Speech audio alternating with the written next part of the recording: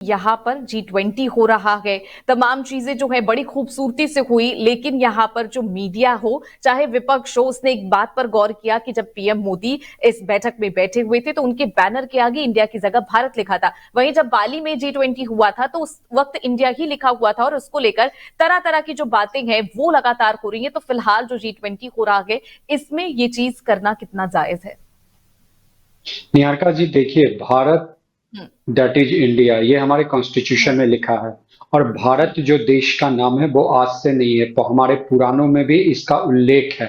आप विष्णु पुराण के में देख लीजिए, और ये और भी जो पुराण है, तो ये आदिकाल से भारत का नाम आ रहा है। और आप अगर पासपोर्ट कैरी करती हो तो सबसे ऊपर में वहां पे भारत गणराज्य लिखा रहता है, नीचे रिपब्लिक ऑफ इंडिया लिखा रहता है। तो अगर बाली में इंडिया लिखा है और अपने देश में हो रहा है हम भारत लिखे, तो इसमें आपत्ति किस बात की है?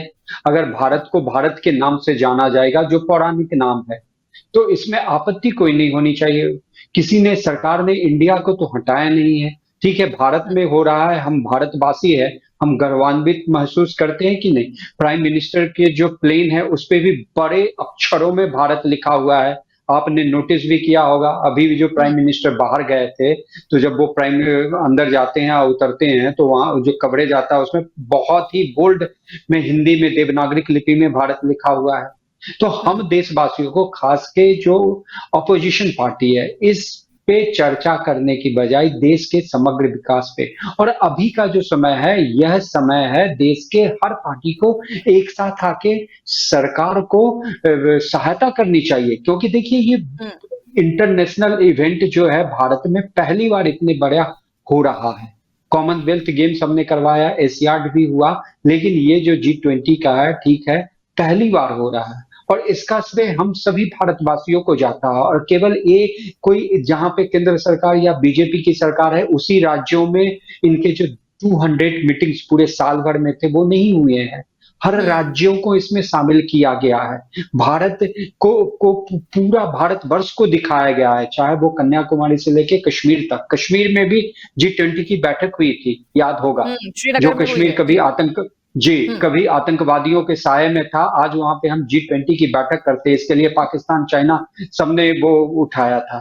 तो जो ऑपोजिशन पार्टी है उसको इसका श्रेय भी लेना चाहिए। और भारत सरकार को, शशि थरूर जैसे जो नेता हैं, जो अपना कैरियर कितने सालों अंतरराष्ट्रीय उस फोरम पे बिताया है, उन्होंने इसकी तारीफ की है। क्योंकि जो घोषणा पत्र हुई है उस पे जो सहमति बनी है, यह अपने आप में इस G20 के भारत के प्रतिनिधित्व का एक बहुत ही कहिए कि सफलता है इसमें।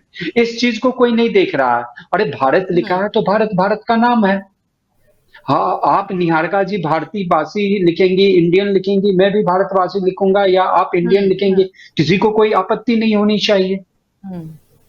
हमारे रुपए पर भी भारतीय रिजर्व बैंक लिखा रहता है, उसके बाद रिजर्व बैंक ऑफ इंडिया लिखा रहता है। तो इसमें आपत्ति क्या है? कोई नया नाम तो आया नहीं है, भारत को भारत के नाम से लिखा गया है और उसको रिप्रेजेंट किया जा रहा है। ये बहुत ही अच्छी और गर्व की विषय है। ठीक है सर्वेश जी, इस चीज को लेकर आगे भी बढ़ाया जा रहा है और ये कहा जा रहा है कि जो मीडिया है वो G20 दिखाने की बेहद ज्यादा कोशिश कर रहा है, उसको दूसरी तरफ पोर्ट्रे कर रहा है, क्योंकि G20 कोई नई चीज नहीं है। 19 या 20वां देश है जो ये जो है यहाँ पर ऑर्गेनाइज कर रहा है। इसको लेकर विपक्ष ने कहा कि ये कोई बड़ी बात नहीं है कि पीएम मोदी यहाँ कर रहे, इससे पहले बाली में हुआ, आगे ब्राजील में होगा। तो इसको लेकर विपक्ष की जो एक सोच है वो ये है कि यहाँ पर जो मीडिया है वो इसे बढ़ चढ़कर दिखाने की कोशिश कर रहा है, बल्कि G20 कोई इतना बड़ा इवेंट नहीं है जो इतनी बड़ी उसको पहलू दी जाए। और ये भी कहा कि पीएम मोदी को और चीजों पर काम करना चाहिए, विदेश की जो नीति है उस पर काम हो रहा है, लेकिन अभी जो अपने देश में कुछ चीजें हैं जो अभी भी पीछे रह गई हैं उन पर काम करने की जरूरत है। निहारिका जी, अभी जो डेवलप्ड कंट्री में यूएस का सबसे बड़ा नाम आता है, नंबर 1 की इकोनॉमी है। अभी चाइना उसको आज या कल वो होड़ में है कि उसे नीचे करके नंबर 1 बन जाए। यूएस में भी 40 सालों में जितनी महंगाई नहीं हुई है उतनी है। ब्रिटेन के प्रधानमंत्री भारत में है, वहां ब्रिटेन भी जो है आर्थिक संकट का सामना कर रहा है। तो क्या ब्रिटेन, अमेरिका और बाकी के जो देश हैं, बाकी की सब चीजें छोड़ के केवल उस पर फोकस कर रहे हैं? ऐसा बिल्कुल नहीं है। देखिए, ये जो बाकी की अपोजिशन पार्टी है, खासकर कांग्रेस पार्टी, ये उनकी कुंठा दर्शाती है। उन्हें कहीं न कहीं ये मलाल हो रहा है कि अभी ये बीजेपी या खास के नरेंद्र मोदी क्यों प्रधानमंत्री है और उनकी अध्यक्षता में क्यों ये चीज़ हो रहा है। जबकि ये हमारे लिए गर्व का विषय है और मीडिया आप जैसे जनसत्ता जैसे सरीखा मीडिया, इंडियन एक्सप्रेस ग्रुप के जो हैं, ये तो स्टालवर्ट मीडिया रही है। इमरजेंसी जब इंदिरा गांधी ने लगाया था तो इंडियन एक्सप्रेस ने रोड पे पेपर छापा था, याद है कि नहीं? बिल्कुल। आपको भी याद होगा, आप नई आई हैं, पढ़ी भी होंगी। तो जब हम अपने ही घर की मीडिया पे सवाल उठाएंगे और इंडियन एक्सप्रेस सरकार के बारे में अच्छी काम होती है तो उसकी भी सराहना करता है और अगर सरकार कुछ कहीं गलत है तो उसकी भी उसके बारे में भी लिखता है।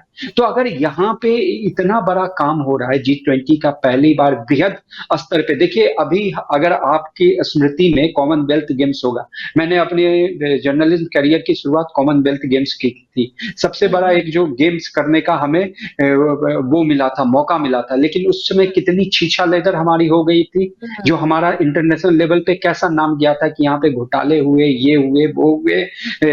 टिश्यू पेपर खरीदने 100 रुपए का टिश्यू पेपर 1000 रुपए में आया। ट्रेडमिल जो 1 लाख रुपए का पूरा ट्रेडमिल का कॉस्ट है वो 10 लाख रुपए के कॉस्ट पे रेंट पे आया। अभी ऐसी कोई छीछा-लेदर तो नहीं हुई है। ये समग्र भारत को दिखाया गया है। उस मंडपम में वहाँ पे जो स्टॉल बने हुए हैं, वो जो हमारे लोकल फॉर वोकल की बात होती है, जिसको हम ग्लोबल लेवल ले जाने की बात हो रही है, वहाँ पे छोटे-छोटे कारीगर आ रखे हैं। आप देखिए बिहार से मधुबनी पेंटिंग आ रखा है। बुंदेलखंड के एक कारीगर हैं जिन्होंने कमल की आकृति का एक कलाकृति बनाई है, जो जितने भी राष्ट्राध्यक्ष और ये ऑर्गेनाइजेशन के हेड आए हैं, उनको उपहार स्वरूप दिया जाएगा G20 के इस मिशन में। तो क्या उस कलाकार का, उस क्षेत्र का नाम आगे नहीं जाएगा?